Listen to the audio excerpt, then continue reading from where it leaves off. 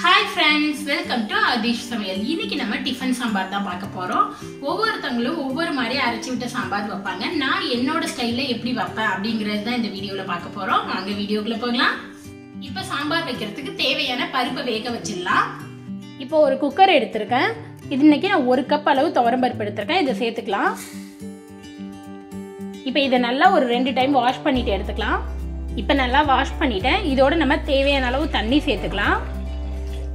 இதோட ஒரு 1/4 ஸ்பூன் மஞ்சள் தூள், ஒரு 1/2 ஸ்பூன் விளக்கெண்ணெய் ஊற்றிக்கலாம். நீங்கள் நார்மல் எண்ணெய் கூட ஊற்றிக்கலாம். விளக்கெண்ணெய் ஊற்றி வைக்கும்போது பருப்பு இன்னும் சாஃப்டாக வேகும். இப்போ எல்லாம் சேர்த்தாச்சு. இதை வந்து நம்ம மூடி போட்டு மூடிக்கலாம். இப்போ நம்ம அடுப்பை பற்றடிச்சிடலாம். இப்போ குக்கரை வச்சுட்டு இது வந்து நல்லா ஒரு 3 விசில் விட்டு நம்ம எடுத்துக்கலாம். அதுக்கப்புறம் பார்க்கலாம். இப்போ பருப்பு வெந்துட்டு இருக்க கேப்ல நமக்கு தேவையான வெங்காயம், தக்காளி, காய்கறி எல்லாத்தையுமே கட் பண்ணி எடுத்துக்கலாம். அப்படியே மசாலாவுக்கு தேவையானது எல்லாத்தையுமே வறுத்து எடுத்துக்கலாம். இப்போ நம்ம இங்கே ஒரு கடாய் வச்சிருக்கேன். கடாய் சூடானதும் இதில் ஒரு 2 ஸ்பூன் எண்ணெய் ஊற்றிக்கலாம். இதோட 1 ஸ்பூன் மல்லி, 1 ஸ்பூன் கடலைப்பருப்பு, 1/2 ஸ்பூன் ஜீரகம், அது பெருஞ்சீரகங்க, ஒரு 1/4 ஸ்பூன் வெந்தயம், 1/2 ஸ்பூன் சின்ன ஜீரகம், வரமிளகாய் ஒரு 4-5, இது எல்லாத்தையும் சேர்த்து விட்டு இப்போ நல்லா வறுத்துக்கலாம். ரொம்ப வறுக்க தேவையில்ல, லைட்டாக வறுத்தா போதும், செவந்து வர்ற வரையும்.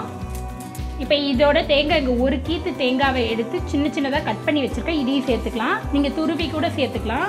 இதையும் சேர்த்து விட்டு நல்லா வதக்கிக்கலாம். இப்போ பாருங்கள், இங்கே நல்லா வறுபட்டுருச்சு. இந்த அளவு வறுபட்டால் நமக்கு போதும். இப்போ அடுப்பு ஆஃப் பண்ணிடலாம். இது நல்லா ஆறுனதும் இதை வந்து பவுடராக நம்ம அரைச்சி எடுத்துக்கலாம்.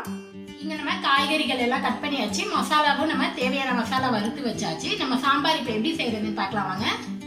இப்போ இங்கே ஒரு கடாய் வச்சுருக்கேன். கடாய் சூடானது இதில் ஒரு 3 ஸ்பூன் எண்ணெய் சேர்த்துக்கலாம். எண்ணெய் சூடானதும் இதில் ஒரு 1/2 ஸ்பூன் கடுகு, ஒரு 1/2 ஸ்பூன் ஜீரகம் சேர்த்துக்கலாம்.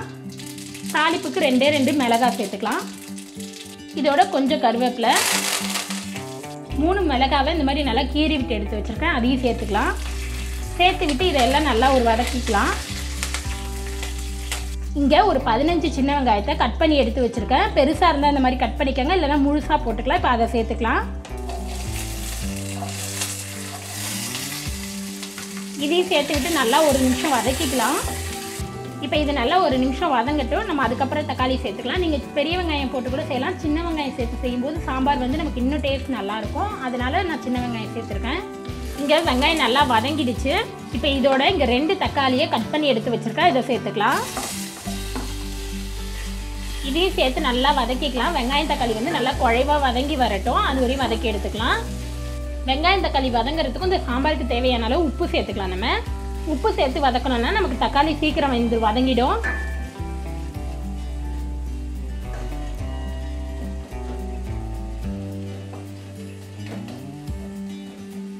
இங்கே வெங்காயம் தக்காளி வந்து நல்லா குழைவாக வதங்கி வந்துருச்சு.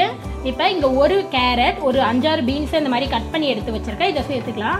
நான் கேரட்டை ரவுண்டாக கட் பண்ணியிருக்கேன். நீங்கள் நீல வாக்கில் கூட வேணா கட் பண்ணிக்கலாம். இதையும் சேர்த்து விட்டு நல்லா வதக்கிக்கலாம். இது ஒரு 2 நிமிஷம் வதங்கட்டும். நம்ம அதுக்கப்புறம் பார்க்கலாம். இப்போ இங்கே காயும் சேர்த்து நல்லா 2 நிமிஷம் வதங்கிடுச்சு. இப்போ இதோட ஒரு 2 கிளாஸ் அளவு தண்ணி சேர்த்துக்கிறேன். இப்போ இதை ஒரு மூடி போட்டு மூடி இந்த காய் நல்லா வெந்து வரட்டும். நம்ம அதுக்கப்புறம் பார்க்கலாம். இப்போ நம்ம ஓப்பன் பண்ணி பார்க்கலாம். இங்கே காய் நல்லா வெந்துருச்சு. இப்போ நம்ம வேக வச்சு எடுத்து வச்ச பருப்பை சேர்த்துக்கலாம். இப்போ இதை சேர்த்து விட்டு நல்லா மிக்ஸ் பண்ணி விட்டுறலாம். இப்போ நம்ம வறுத்து வச்ச மசாலாவை நல்லா இந்த மாதிரி பவுடராக அரைச்சி எடுத்து வச்சுருக்கேன். இதை சேர்த்துக்கலாம். இதையும் சேர்த்து விட்டு நல்லா மிக்ஸ் பண்ணி விட்டுருங்க.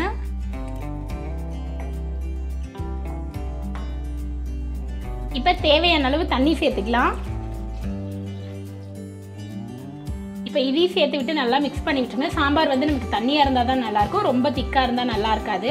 இந்த கன்சிஸ்டன்சியில் இருந்தால் கரெக்டாக இருக்கும்.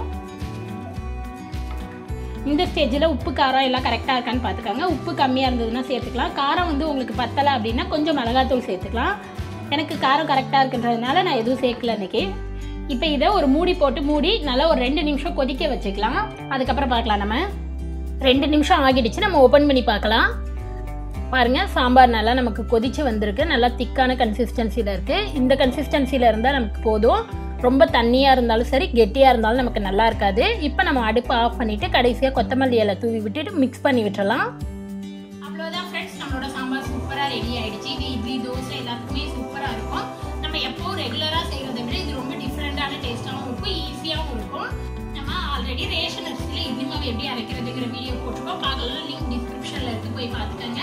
கண்டிப்பாக நீங்களும் ட்ரை பண்ணி பாருங்க. உங்களுக்கு இந்த வீடியோ பிடிச்சிருந்துச்சுன்னா லைக் பண்ணுங்கள், ஷேர் பண்ணுங்கள், கமெண்ட் பண்ணுங்கள், மறக்காமல் சப்ஸ்கிரைப் பண்ணுங்கள். கூடவே இருக்கிற பெல் பட்டனை ப்ரெஸ் பண்ணுங்கள். அப்போ தான் நான் எப்போ வீடியோ போட்டாலும் உங்களுக்கு நோட்டிஃபிகேஷன் வரும். நெக்ஸ்ட் ஒரு நல்ல ரெசிபியில் உங்களை பார்க்குறது வரைக்கும் பாய்.